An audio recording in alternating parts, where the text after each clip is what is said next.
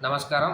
ప్రస్తుతం ఈ CJP party ఏదైతే ఫౌండర్ ఉన్నాడో అభిజిత్ దీప్‌కే, అలాగే సోనం వాంగ్‌చుక్‌ను నాకు చూస్తుంటే కొన్ని సంవత్సరాల క్రితము అన్నా హజారే, ఆ తర్వాత ఈ కేజ్రీవాల్‌ను చూసినట్టు అనిపిస్తుంది.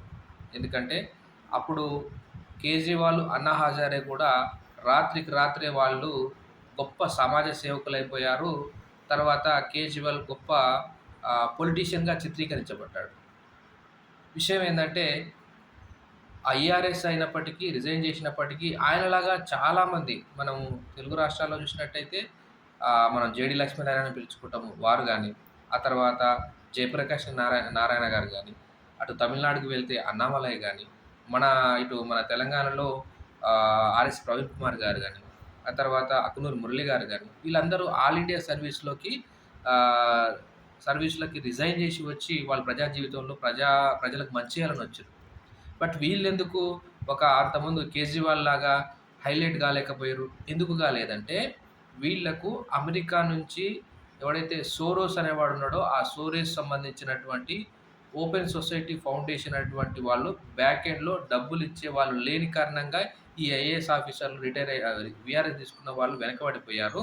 వాళ్ళ నుంచి డబ్బులు తీసుకొని మీడియాని, కొద్దిమంది మేధావులని మేనేజ్ చేసిన కారణంగా కేజ్రీవాల్ అనేటోడు గొప్ప రాజకీయ నాయకుడుగా కీర్తించబడ్డాడు. తర్వాత ముఖ్యమంత్రి కూడా అయ్యాడు. సేమ్ ప్రస్తుతం అదే సీన్ రిపీట్ అయితుంది. ఇయాల అభిజిత్ దీప్‌కే లాంటి వాళ్ళు చాలామంది భారతదేశ వ్యాప్తంగా ఉన్నటువంటి లక్షల మంది యువకులు ఒక నిజాయితీగా ఒక కాజ్ పైన, ఒక సమస్య పైన పరిష్కారం కోసం కొట్లాడే వాళ్ళు చాలామంది ఉన్నారు.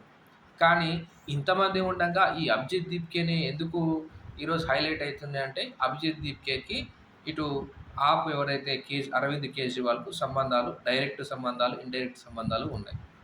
ఒకటి.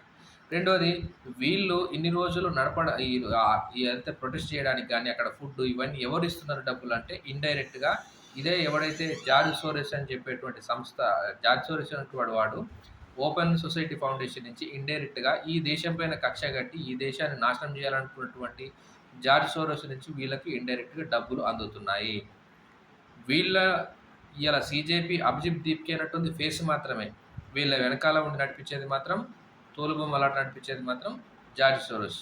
దాంతో పాటు కాంగ్రెస్ పార్టీ వాళ్ళు కావచ్చు, సిపిఐ కావచ్చు, సిపిఎం కావచ్చు, ఎస్ఎఫ్ఐలు కావచ్చు, వీళ్ళందరూ వెనక ఉంటారు.